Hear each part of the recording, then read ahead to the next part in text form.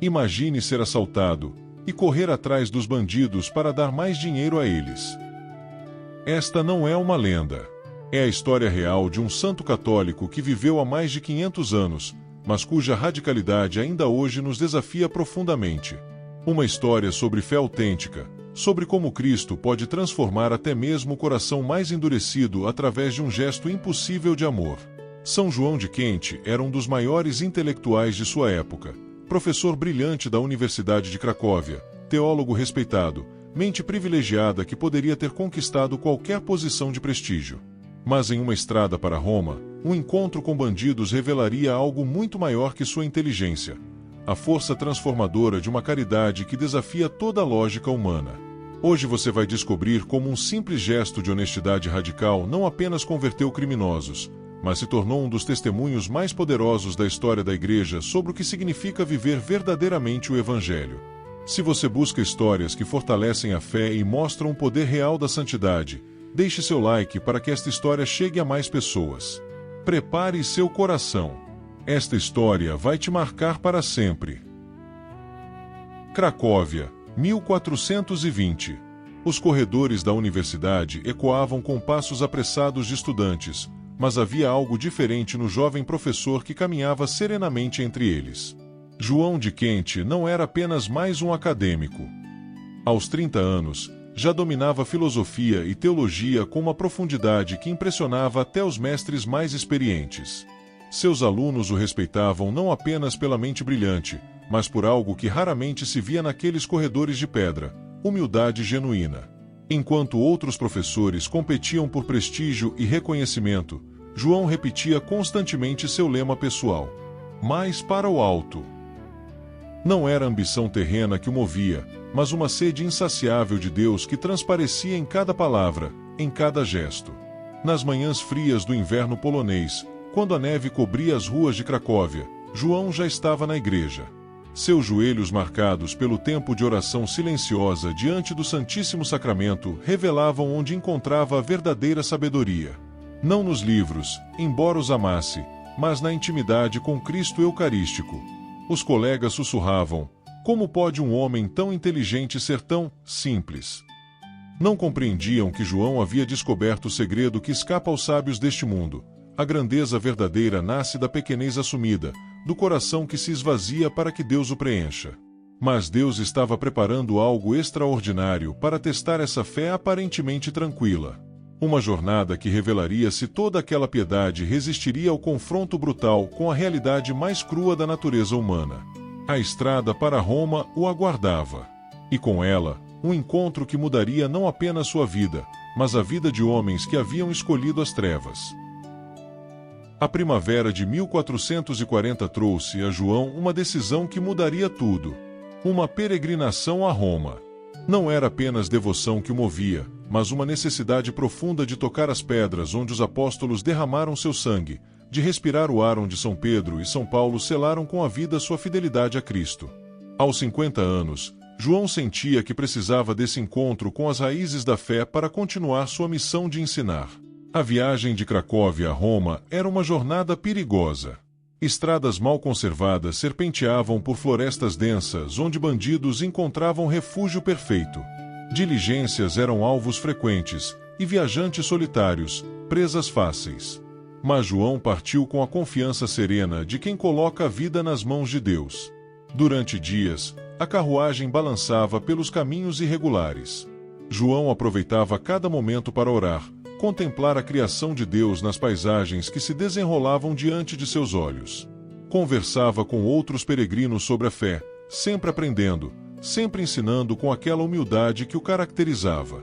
Mas em uma tarde, quando o sol começava a declinar tingindo o céu de dourado, a paz foi brutalmente interrompida. Gritos. Cavalos relinchando. O barulho seco de madeira se partindo. A diligência parou abruptamente, e vozes ásperas gritavam ordens em dialetos que João mal compreendia. Seu coração disparou, mas uma estranha calma tomou conta de sua alma. Eram bandidos. Homens endurecidos pela vida cruel, rostos marcados pela violência, olhos que haviam perdido a capacidade de ver a dignidade humana. Eles invadiram a carruagem como lobos famintos, arrancando bolsas, joias, tudo que tivesse valor. Quando chegaram até João, encontraram um homem que os olhava sem medo, mas com algo que não conseguiam decifrar. Não era desafio. Não era submissão. Era compaixão.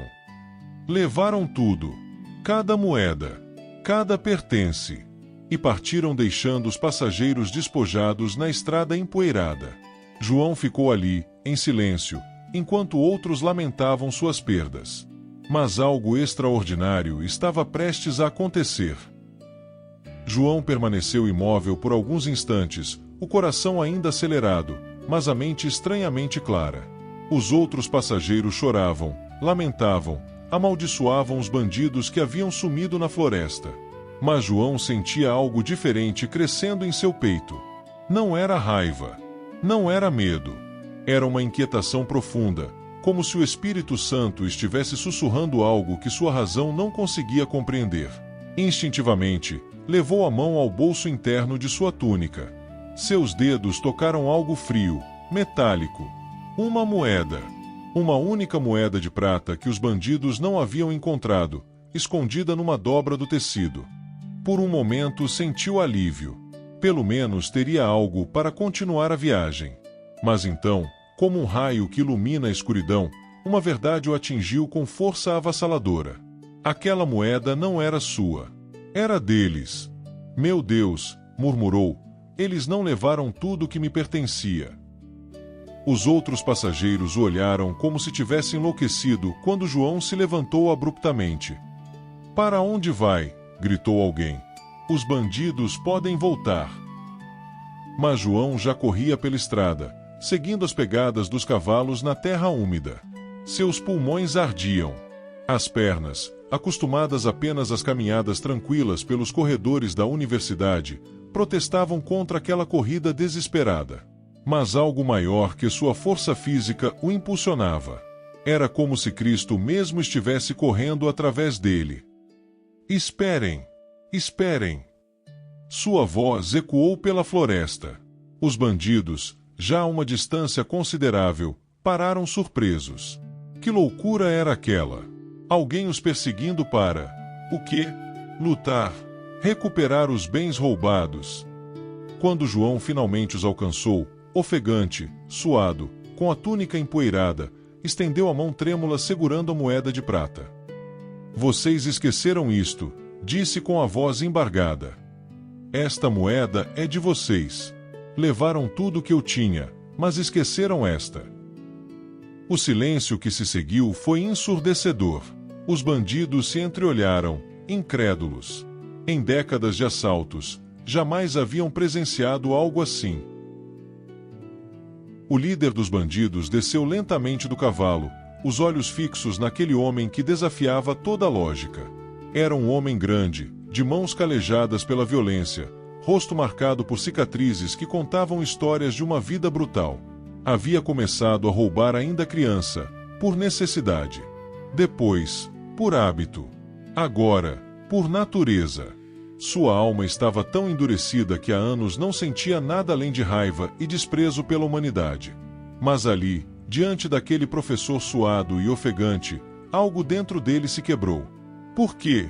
Perguntou com a voz rouca, quase sussurrando. Por que correu atrás de nós? Por que nos deu isso? A moeda brilhava na palma estendida de João como um pequeno sol dourado. João respirou fundo, ainda recuperando o fôlego. Seus olhos encontraram os do bandido, e naquele momento, não havia mais professor e criminoso. Havia apenas dois filhos de Deus, um reconhecendo Cristo no outro. Porque, disse João com uma simplicidade que cortou o ar como uma espada, se levaram tudo o que eu tinha, então esta moeda também é de vocês. Eu não posso ficar com o que não me pertence.